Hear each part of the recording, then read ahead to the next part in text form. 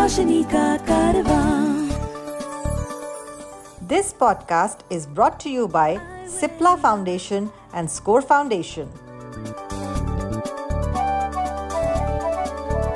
ये है रोशनी, रोशनी, रोशनी का कारवां, रोशनी.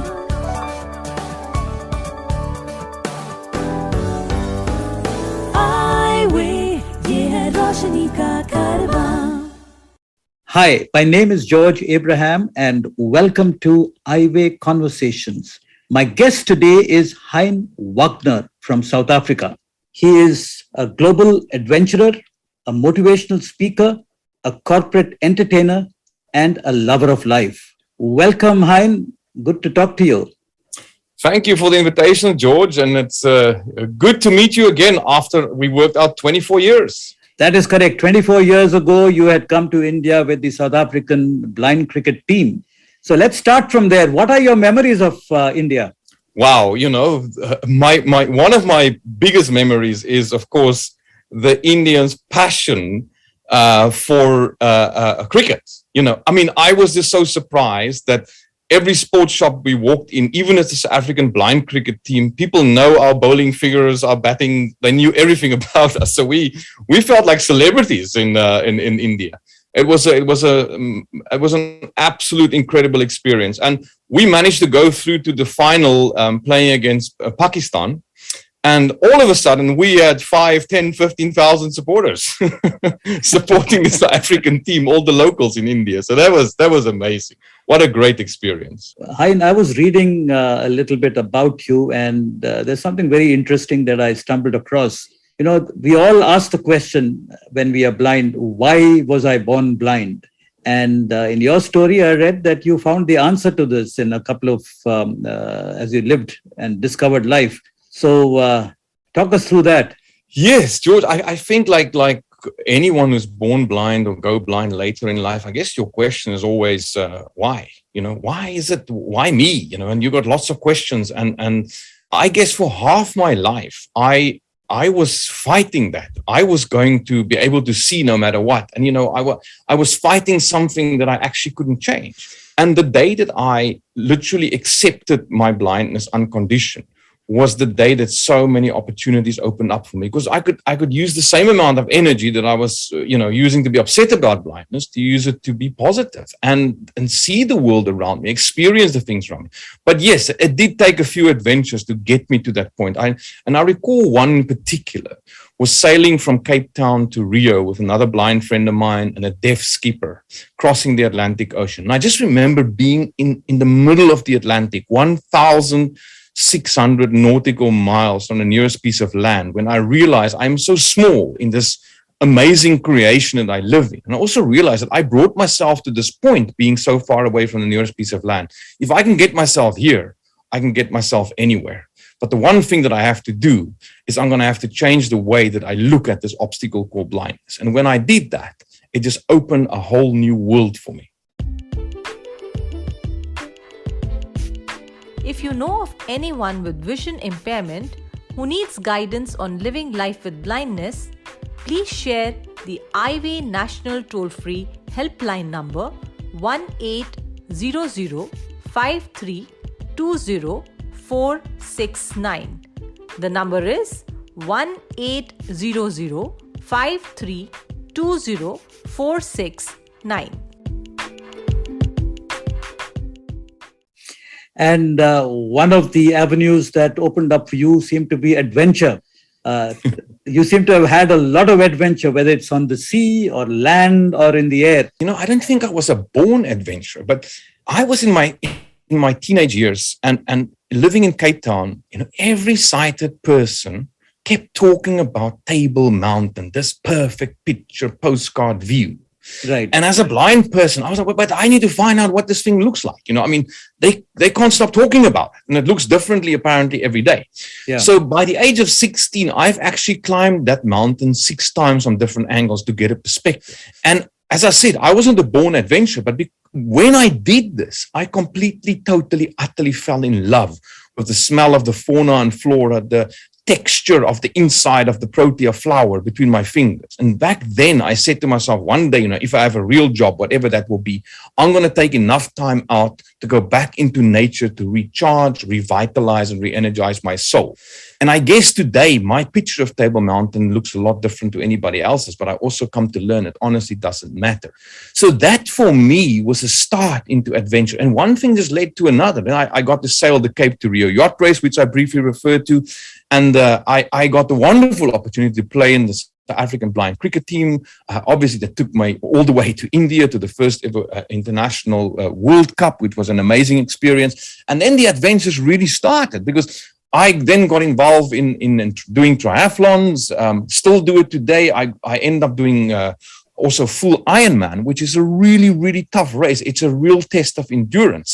With a 3.8 kilometer swim, 180 kilometer cycling on a tandem, and a 42 kilometer run, all in one day. But it also taught me so many things about my life.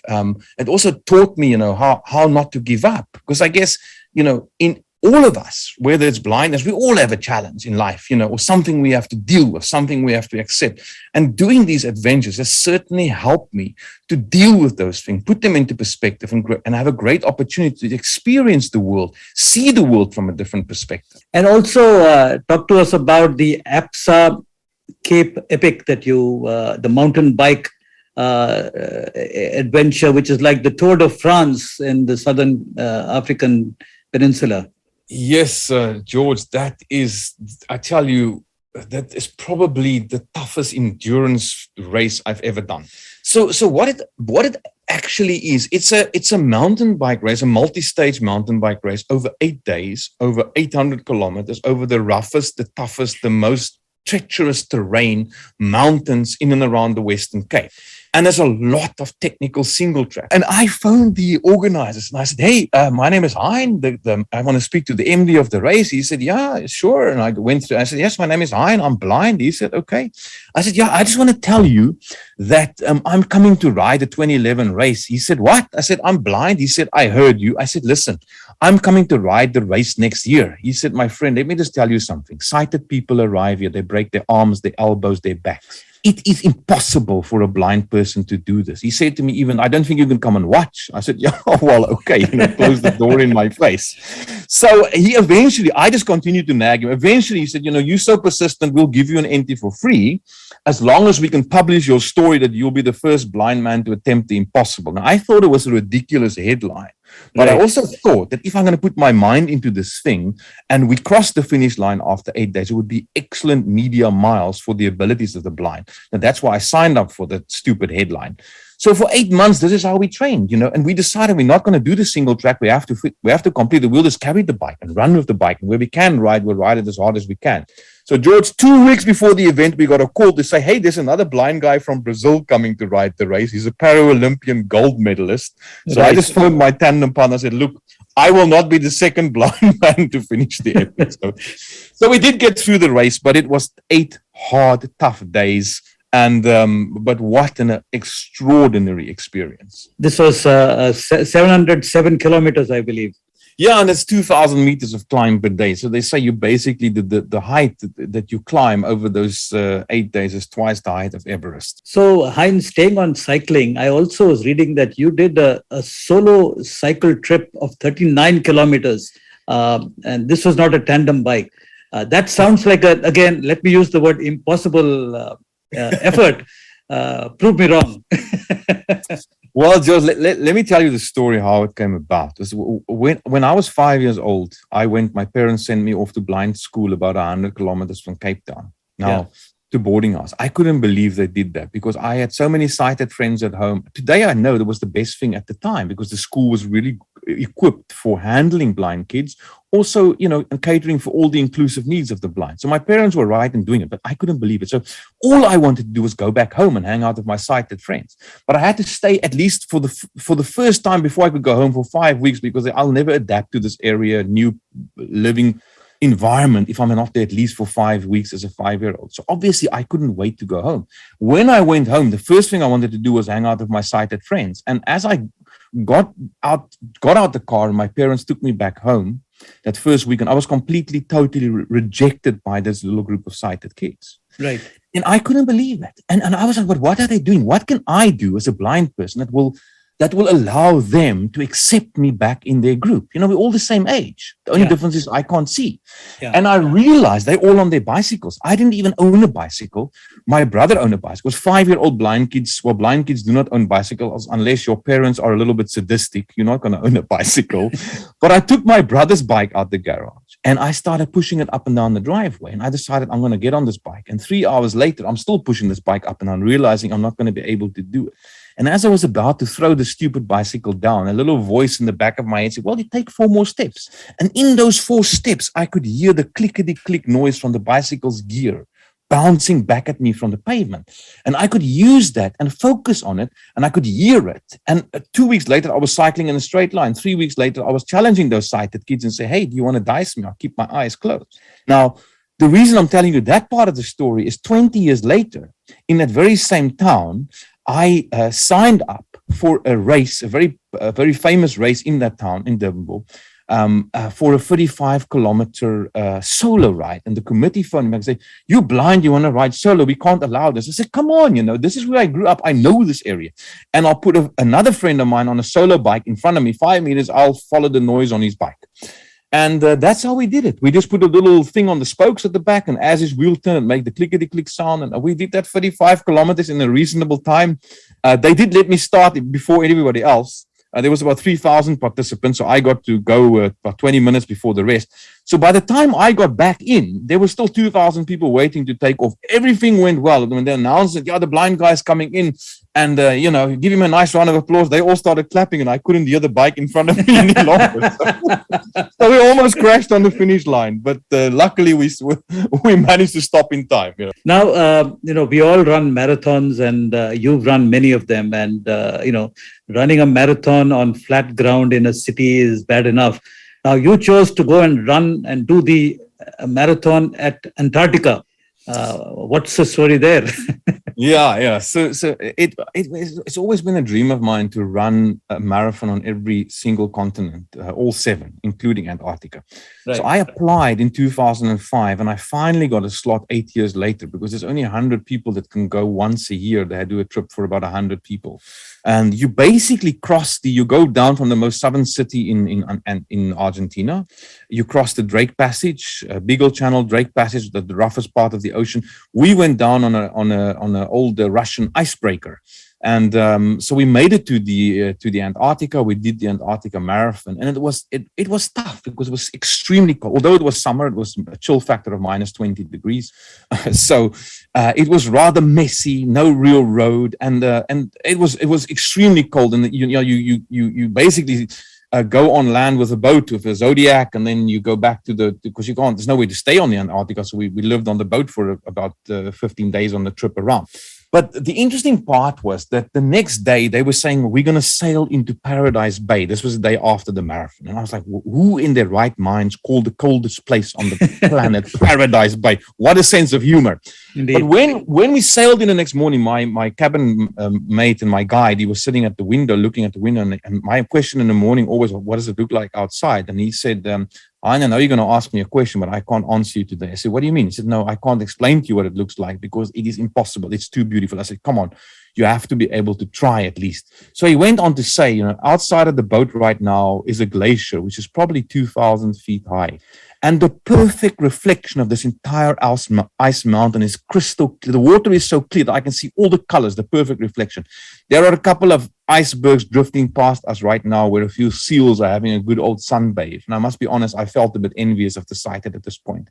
But what I didn't know is I was the only blind guy on the marathon, and they arranged for me that day to go kayak in amongst those icebergs so that I can get a feel for what it's about.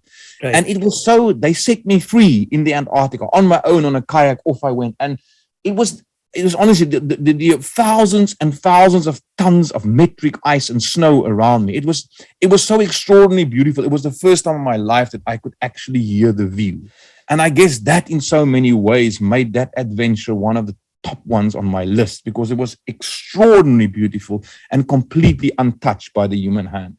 Incredible. Now, moving on to another amazing piece of achievement that you had was the land speed record, the world record that you held till very recently. Now, a blind guy driving a car, and that too at over 300 kilometers an hour. It's quite unbelievable. How does this happen? And I believe you had another madman, like called a navigator, who was sitting next to you. I became the fastest blind man on four wheels. He became the fastest backseat driver in the world. You know?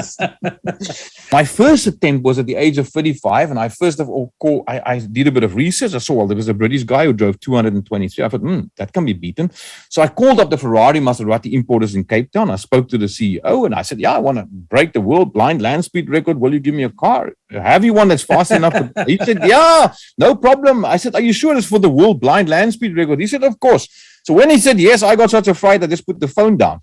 So I phoned him the next day and I said, you said yesterday you're not going to sponsor me a car. I guess we need to sign a contract. He said, what are you talking about? I said, I spoke to you yesterday about the world blind land speed record. He said, yesterday, my friend, was the 1st of April. I thought you were kidding. I said, no, I'm serious.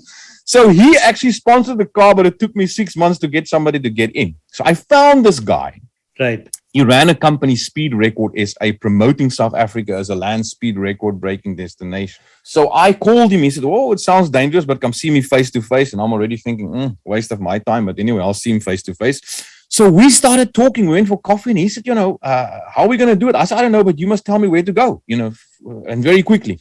So he said, okay, well, I've got a bit of a problem. I'm not so good with my left and my right. And I'm thinking, which part of I'm totally blind did you not understand? But he said, okay, I'll stick an L on your left hand. I'll stick an R on your right hand. I'll see your hands on the wheel all the time. I can't mess it up. I'm thinking, okay, maybe. George, 5 minutes into the conversation with him, I also realized the man has an incredible stutter. So can you imagine driving at 260 kilometers an hour and he goes left? Somebody is going to get hurt. That's when we worked out the system of numbers, where 5 is the middle of the runway. If he says 6, 7, 8, 9, I'm going too far to the right, 4, 3, 2, 1, I'm going too far to the left. So basically stay on 5 to stay alive. Right. So we first set the record at 269. That was broken, smashed by a guy in Belgium. And the year later, at 308, we went back and reclaimed the record of 322.52 kilometers an hour. And I can also tell you that my navigator is now completely rid of his stutter. We don't have to go back again. But as you know, that yes, it was broken. We did it in the SL65 AMG Black Series in 2009, but it was recently broken by Dan Parker in a modified, I think it was a Corvette so the record stood for a while. But I have reached out to a fellow South African, Elon Musk from Tesla. And I actually challenged him because his new Roadster is going to do over 400 kilometers an hour. So I said, well, if you believe your cars are the safest they are, you should get into the passenger seat with me. So let's see if Elon would be willing to jump into an EV and tell me where to go.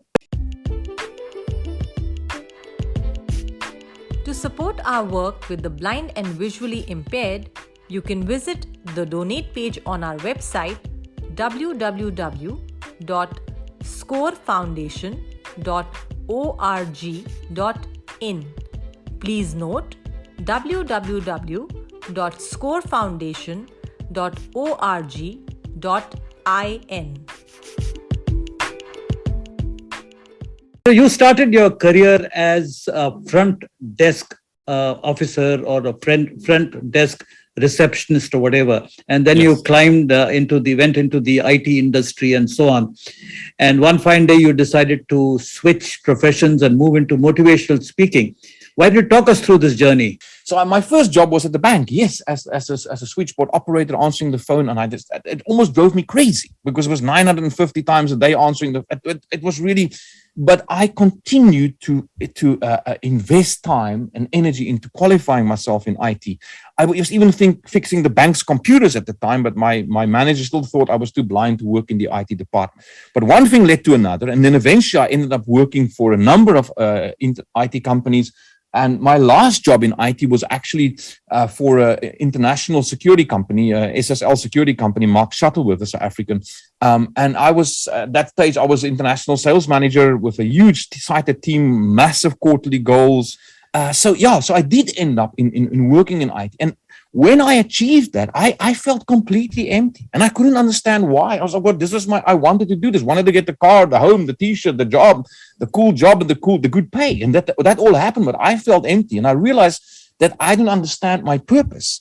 And in trying to identify my purpose, I guess in a way, it helped me ending up in the speaking business, becoming a corporate entertainer and a motivator, because it was always right in front of me. All my purpose was to help people to turn huge obstacles into major opportunities, because that's exactly what I did with my blindness. Yes. And when I discovered that, it opened a whole new career for me. So at first I was speaking at schools, and then the parents found out that there's a guy that can maybe motivate them. And that's ended up being a career for the last 16 years, being able to travel the world and have amazing experiences the world over, and working with leadership teams of multinational, small, large companies. And it has also been a huge personal growth exercise. And, during all of this, I had to start qualifying myself during my IT. All of a sudden, I was managing 20, 30, 40 people. So I enrolled at the Open University of London for a management qualification, to make sure that I can at least support these youngsters, from an HR perspective, from a business perspective, on a personal level, on all levels, and support the business. And that foundation also helped me to understand the challenges that businesses are going through today, and, what kind of leadership context they need, what kind of inspiration they need to inspire their staff. So that journey also took me back to India a number of years ago, where I had probably one of the most phenomenal experiences of my life, and also a huge lesson. On the outskirts of Mumbai, it's a tiny little on the cusp of one of the big slums, is a tiny little school where there are 40 kids. These kids happen to be deaf and blind. Yes. And when I spoke at this event, they told me about the school. So I went to the school, and I meet one of the teachers there, who is also completely deaf and blind. He's been at the school for 35 years. He started as an 8-year-old deaf-blind kid, finished his schooling, went on to achieve a master's degree in education, gone back to the school. He's teaching fellow deaf-blind children. The man sits in front of an ordinary computer with a big screen in front of him for anybody that can see his benefit. Look over his shoulder whilst he's typing on a normal touch-type keyboard. I've got the braille display under my finger so we can communicate. And my first question to him, given the opportunity to type on his keyboard, was, how on earth did you achieve a master's degree in education? You're completely blind and deaf. I mean, what a world. I can't imagine my world without my entire experience is made up by audible cues. The tapestry of the world is painted with audio. That's where it starts. Yes. And so I was just so fascinated. And he said, well, we developed a tactile sign language at the school. The kids can feel when they move their fingers, they hold my hands, they can feel what the other child is saying. It was just the most phenomenal thing. And seeing this guy, experience a guy with a master's degree in education, I don't know. People ask me sometimes, would you want to be deaf or blind? I don't know. But I can tell you this, I certainly don't want to be both deaf and blind. And that taught me the biggest lesson in life. And that's the law of appreciation. Because if you appreciate, we should all appreciate what we've got, because there are hundreds, thousands, in fact, millions of people out there that are less fortunate than we are. And the things that me and you, the things we take for granted, someone else right now is praying for. And I had to come to India for that lesson. And it was a huge lesson in humility. It's also a lesson that served me so well in my career as a speaker and absolutely everything that I do. Hein, you've married to Monica. Yeah. So tell me, how did you meet her, and how did things evolve? Of course. People often ask me, how did we meet? I say, well, we met on a blind date. At least half of us were blind. Right. So I actually met Monica in Sweden, where I reside now in Sweden. I mean, 8 years ago, I came to speak at a conference here.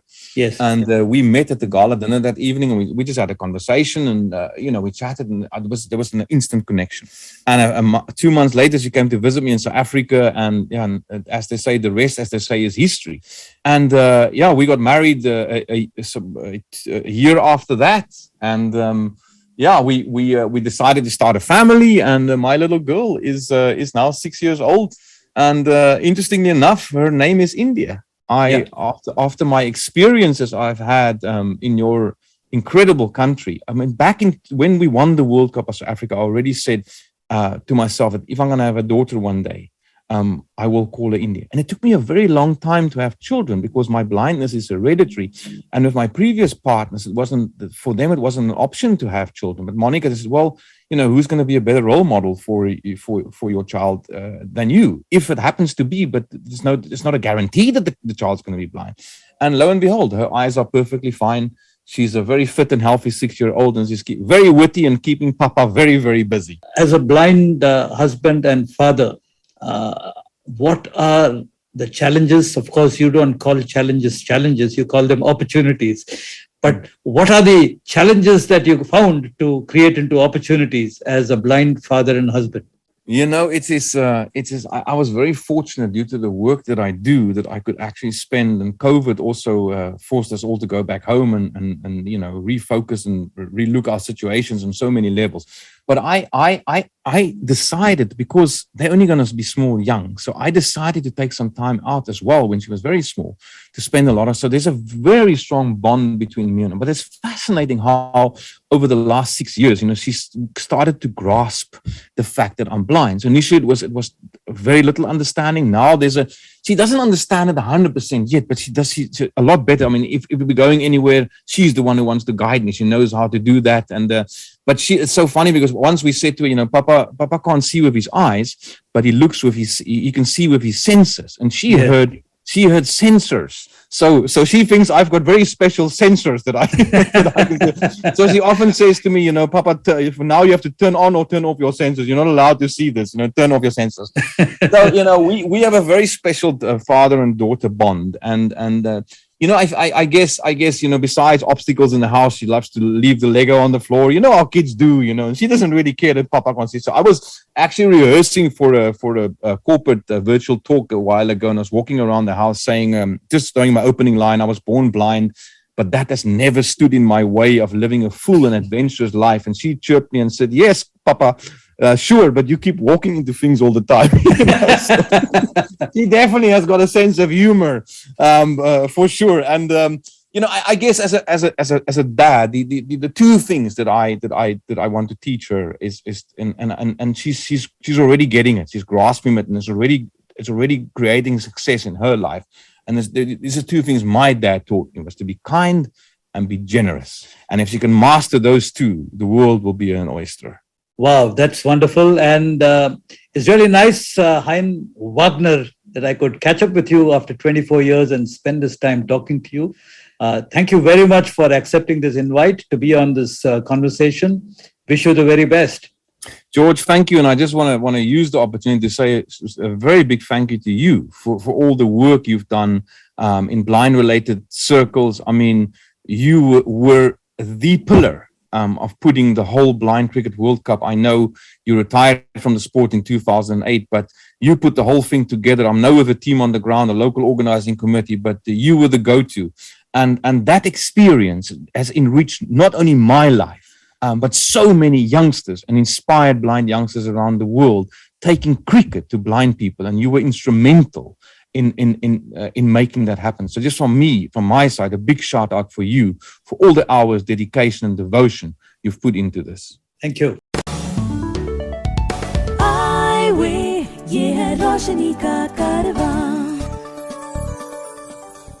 This podcast was brought to you by Cipla Foundation and Score Foundation. Ye hai roshni ka karvan.